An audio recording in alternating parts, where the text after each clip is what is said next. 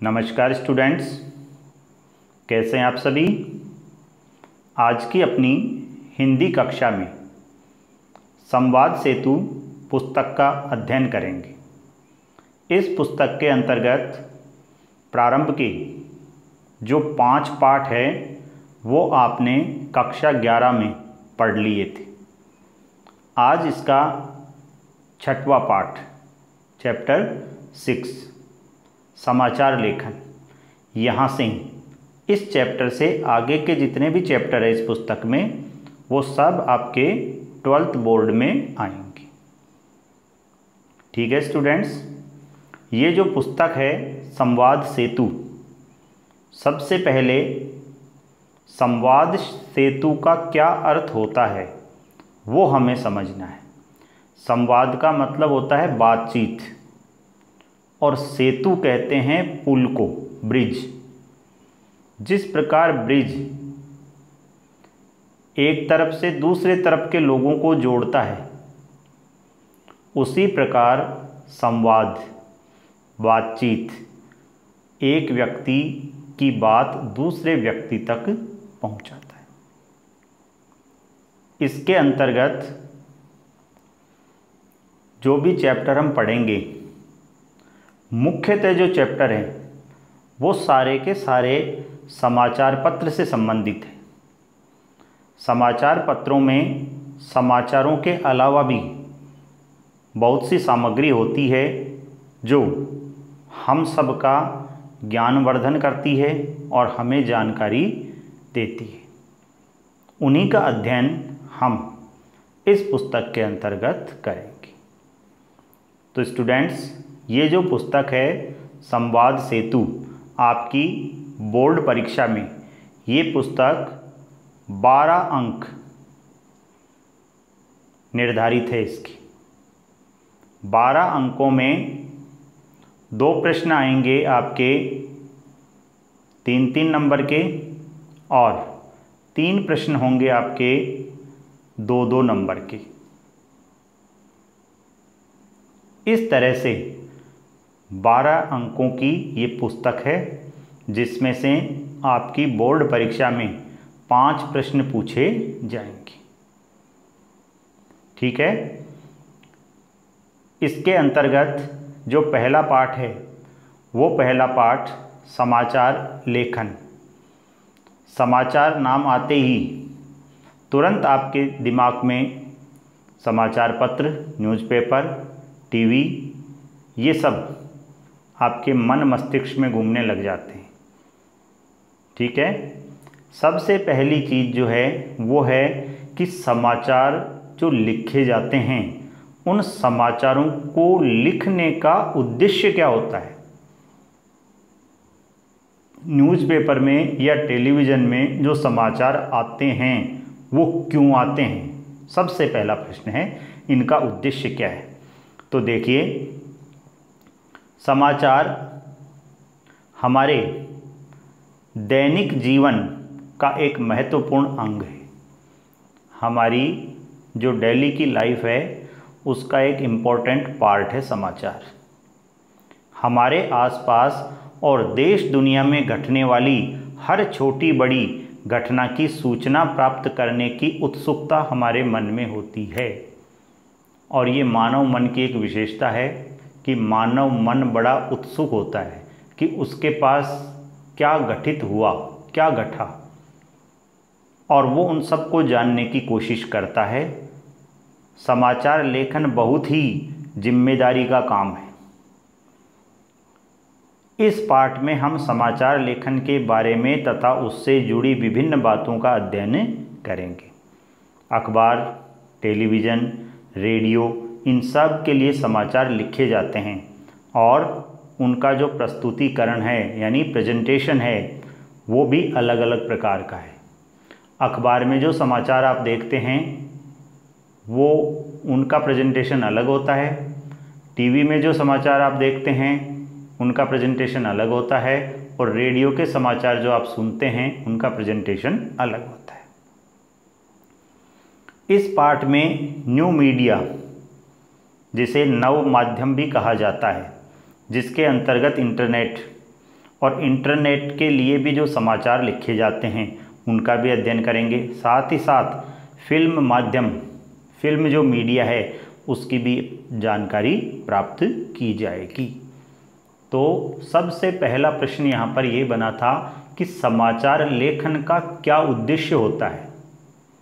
इसमें आपको लिखना है कि मानव मन बड़ा उत्सुक होता है, वह यह जानने की कोशिश करता है कि उसके आसपास में कौन सी घटनाएं घट रही है, उन सब की वो जानकारी प्राप्त करना चाहता है और ये जानकारी उसे समाचारों के माध्यम से मिलती है, इसलिए समाचार लिखे जाते हैं।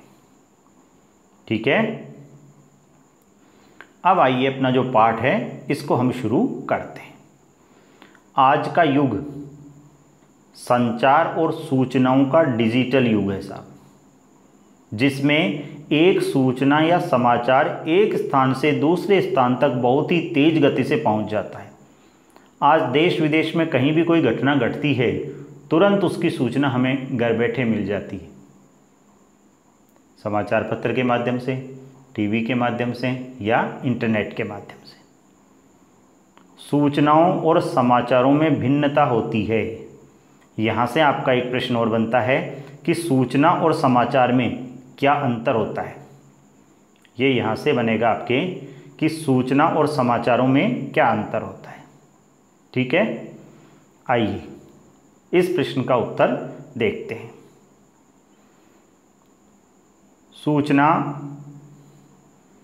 और समाचारों में जो अंतर है वो पहला अंतर है कि सूचना प्रारंभिक तथा अपुष्ट भी हो सकती है, लेकिन समाचार परिपक्व और पुष्ट होता है। प्रारंभिक अर्लियर, अपुष्ट का मतलब होता है जो ऑथेंटिक नहीं है, जो सही है या नहीं है इसकी हमें जानकारी नहीं है। तो सूचना अपुष्ट हो सकती है कि ये हुआ है या नहीं हुआ है, लेकिन समाचार कभी भी अपुष्ट नहीं होता है। समाचार पूरी ऑथेंटिसिटी के साथ होता है, पूरे प्रमाणों के साथ होता है कि ऐसा हुआ ही है। ये अंतर है समाचार और सूचना। आज से 1.5-2 दशक पहले यानी 15-20 साल पहले के दौर को हम याद करें तो हमारे पास समाचारों की प्राप्ति के लिए अखबार या रेडियो ही था। टेलीविज़न का प्रसार बहुत कम था। आज इंटरनेट तथा सोशल मीडिया ने सूचनाओं का प्रसार तेज़ी से कर दिया है। सूचना को समाचार में बदलने के लिए पहले हमें समाचार लेखन को समझना होगा कि समाचार कैसे लिखे जाते हैं। इस प्रश्न को आपको दिमाग में रखना है। यह टॉपिक हमें यही बताएगा कि समाचार कैसे लिखे जाते हैं। अखबार के लिए समाचार कैसे लिखे जाते हैं, टेलीविज़न के लिए समाचार कैसे लिखे जाते हैं और रेडियो के लिए कैसे लिखे जाते हैं, इंटरनेट के लिए कैसे लिखे जाते हैं, ये सब इस पूरे पाठ में हम पढ़ेंगे। मोटे तौर पर देखा जाए तो संचार माध्यमों को 3 भागों में बांटा गया है। संचार माध्यमों के 3 रूप है। देखिए साहब, यहाँ पर एक प्रश्न आया कि समाचार माध्यमों के कितने रूप होते हैं, तो समाचार माध्यमों के 3 रूप होते हैं। समाचार माध्यमों के 3 रूप होते हैं। कौन कौन से हैं? सबसे पहले जो है वो आता है मुद्रित माध्यम, जिसे अंग्रेजी में प्रिंट मीडिया कहा जाता है। इसके अंतर्गत आपके सारे अखबार, पत्र पत्रिकाएं, ये सब कुछ आ जाती है। दूसरा है इलेक्ट्रॉनिक मीडिया या इलेक्ट्रॉनिक माध्यम, जिसमें टेलीविज़न और रेडियो आ जाते हैं। और तीसरा है नव माध्यम या न्यू मीडिया, जिसके अंतर्गत इंटरनेट से चलने वाले सारे माध्यम आ जाते हैं। आपका व्हाट्सएप है, इंस्टाग्राम है, फेसबुक है, ये सब नव माध्यम के प्रकार है। इन तीनों माध्यमों के लिए समाचार कैसे लिखे जाए, इसी का अभ्यास इस पाठ में किया जाएगा। अखबार के लिए समाचार कैसे लिखेंगे, टेलीविज़न के लिए समाचार कैसे लिखेंगे, रेडियो के लिए कैसे लिखेंगे और इंटरनेट के लिए कैसे लिखेंगे। सबसे पहले आता है आपके मुद्रित माध्यमों के लिए लेखन, यानी अखबार के लिए समाचार कैसे लिखा जाता है। ठीक है, इसमें देखिए समाचारों के 6 ककार। प्राय समाचार लिखने से पहले मुख्य रूप से 6 सवाल क्या, कौन, कहाँ, कब, क्यों और कैसे का उत्तर देने की कोशिश की जाती है। और इनको ककार इसीलिए कहते हैं क्योंकि इनका पहला अक्षर कैसे शुरू हो रहा है सबका, इसलिए समाचारों की ये 6 ककार होते हैं। कोई भी समाचार है, उस समाचार को लेकर हमारे मन में जिज्ञासाएं होती है 6 प्रकार की। भाई ये क्या है, कौन इसके पीछे है, ये घटना कहाँ घटी, कब घटी, क्यों घटी और कैसे घटी। इन 6 सवालों के जवाब एक पाठक चाहता है समाचार से। प्रथम 4 प्रश्नों के उत्तर इंट्रो आमुख में तथा अन्य 2 के उत्तर समाचार के निचले भाग में दिया जाता है। आगे देखिए एक प्रश्न आएगा, समाचारों के कितने भाग होते हैं। तो समाचारों के 3 भाग होते हैं। पहला भाग हो गया इंट्रो, दूसरा हो गया बॉडी और तीसरा हो गया समापन। ठीक है, अब देखिए मान लीजिए ये आपके सामने जो 5 लाइनें हैं ये आप समाचार मानकर चलिए कि ये अखबार का समाचार है। तो इसका ये इंट्रो हो गया, ये पहली और दूसरी जो लाइनें आपको दिख रही है इंट्रो, इंट्रोडक्शन, जानकारी समाचार की इन्हीं में मिल जाती है। 4 जो ककार है आपके ये तो आपको इंट्रो में मिल जाएंगे और बाकी के 2 ककार जो है वो नीचे के भाग में मिलते हैं। तो यहाँ से 2 प्रश्न आए, समाचारों के कितने ककार होते हैं। समाचारों के 6 ककार होते हैं, क्या, कौन, कहाँ, कब, क्यों और कैसे। ठीक है, अब देखो साहब, अभी मैंने आपको बताया समाचार के 3 पार्ट होते हैं। तो आप मान लीजिए ये एक पार्ट हो गया, ठीक है, ये हो गया इंट्रो, ये हो गया बॉडी और ये लास्ट में ये हो गया इसका समापन। ये 3 पार्ट जो है वो समाचार के होते हैं। इंट्रो को आमुख या मुखड़ा भी कहा जाता है। तो यहाँ से 2 प्रश्न हुए, सब चीज़ें आपको अंडरलाइन करनी है किताब में। आगे देखिए इंट्रो, अभी आपको बताया था इंट्रो यानी इंट्रोडक्शन। कोई भी समाचार है उसकी जो प्रारंभिक पंक्तियां होती हैं उसको खबर का इंट्रो या आमुख या मुखड़ा कहा जाता है। इसमें 6 ककारों की जानकारी एक साथ दी जाती है। इससे पाठक को खबर की प्रारंभिक पंक्तियां पढ़ने से ही पता चल जाता है कि समाचार क्या है। 6 में से 4 इंट्रो में आएंगे, 2 बॉडी या समापन में आएंगे। ठीक है, तो प्रश्न आया इंट्रो किसे कहते हैं। समाचार की प्रारंभिक जो पंक्तियां होती है उनको इंट्रो कहा जाता है। तो इंट्रो के बाद में देखिए, इंट्रो के बाद में अपन पढ़ेंगे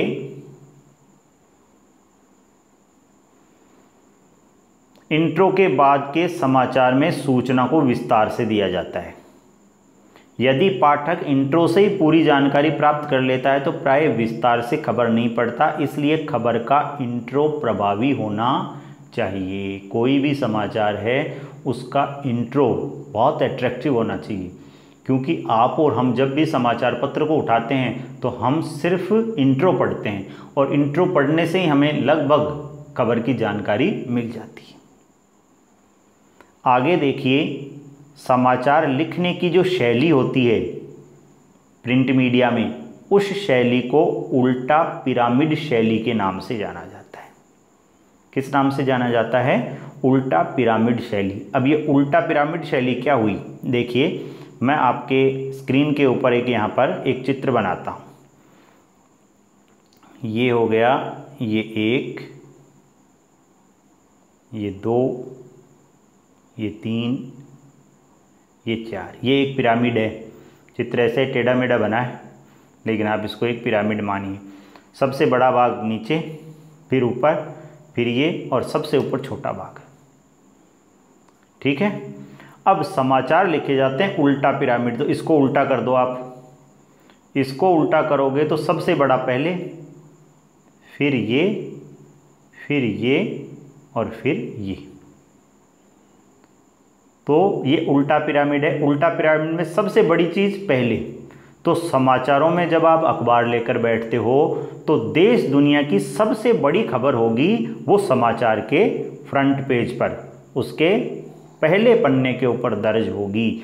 इसलिए समाचार लिखने की शैली को उल्टा पिरामिड शैली कहा जाता है। ये तो सीधा है, सीधा में तो सबसे बड़ा पहले, लेकिन यहाँ उल्टे में सबसे बड़ा पहले आएगा। इसमें बड़ी जो खबर है वो खबर पहले आपके आती है, इसी को आपके उल्टा पिरामिड शैली कहा जाता है। समझ गए? अब देखिए इसे।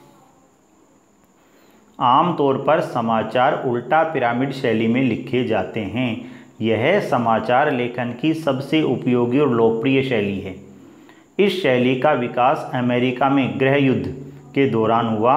इसमें महत्वपूर्ण घटना का वर्णन सबसे पहले दिया जाता है, उसके बाद महत्व की दृष्टि से घटते क्रम में घटनाओं को प्रस्तुत किया जाता है। समाचार में इंट्रो, बॉडी और समापन के क्रम में घटनाएं प्रस्तुत की जाती है। दो चीज़ें आई आपके सामने। पहली चीज़ आई उल्टा पिरामिड शैली किसे कहते हैं। उल्टा पिरामिड शैली का विकास कहाँ पर हुआ? अमेरिका में हुआ। अगला आया कि समाचार के कितने भाग होते हैं। ये रहे समाचार के भाग, पहला इंट्रो, बॉडी और फिर समापन। ठीक है। अब आइए आप आगे। उल्टा पिरामिड शैली के अंतर्गत समाचारों को 3 भागों में बांटा जाता है, इंट्रो, बॉडी और समापन। अगला अपना जो टॉपिक है वो है स्टोरी। आमतौर पर स्टोरी का अर्थ होता है कहानी, लेकिन मीडिया में स्टोरी का अर्थ अलग होता है। मीडिया की दुनिया में खबर को स्टोरी कहा जाता है। छोटा प्रश्न आ गया, स्टोरी किसे कहते हैं? तो मीडिया की दुनिया में खबर को स्टोरी कहा जाता है। ठीक है। स्टोरी से तात्पर्य कोई साहित्यिक कहानी, कोई लिटरेचर की स्टोरी नहीं है, बल्कि बड़ी या विस्तार पूर्वक लिखी जाने वाली खबरें ही स्टोरी कही जाती है। बहुत बड़ी खबर, किसी भी खबर को विस्तार से लिखते हैं तो उसको स्टोरी कहा जाता है। यदि आपने कभी साप्ताहिक, वीकली समाचार पत्रिकाएं पढ़ी हो तो आपने देखा होगा उसमें समाचार कथा शब्द का इस्तेमाल किया जाता है। पहले पेज पर छपने वाली खबर कवर स्टोरी के नाम से जानी जाती है और अखबार के पहले पन्ने पर जो खबर आती है उसको कवर स्टोरी कहा जाता है कि आज उस स्टोरी ने उस पेपर को कवर किया है, उसके कवर पेज पर आई गई। मीडिया कार्यालयों में रोजाना होने वाली न्यूज बैठकों में संपादक रिपोर्टर्स को जब रोज की रिपोर्टिंग का काम बांटते हैं तब भी यही कहा जाता है कि रिपोर्टर्स अपनी स्टोरीज मेहनत से लिखे। और जब मीडिया कार्यालयों में संपादक रिपोर्टर्स को काम बांटते हैं तो वो उनको यही कहते हैं कि सभी रिपोर्टर्स जो है वो स्टोरीज मेहनत से लिखे, अर्थात समाचार लिखने में पूरी मेहनत लगाए। अब आप देखिए कॉलम में बटी खबरें। आगे हम पढ़ेंगे कॉलम में बटी खबरें। कॉलम में बटी खबरें आमतौर पर एक अखबार में 8 कॉलम होते हैं। आमतौर पर एक अखबार में कितने कॉलम होते हैं? 8 कॉलम होते हैं। आप कोई भी एक समाचार पत्र लेकर बैठो, आप उसमें देखोगे कि 8 भागों में कॉलम बटे हुए होते हैं। आप देखोगे 1, 2, 3, 4, 5, 6, 7 और 8। कभी भी समाचार ऐसे पूरा नहीं होगा, पहले इधर पूरा होगा, ये ऐसे चलेगा,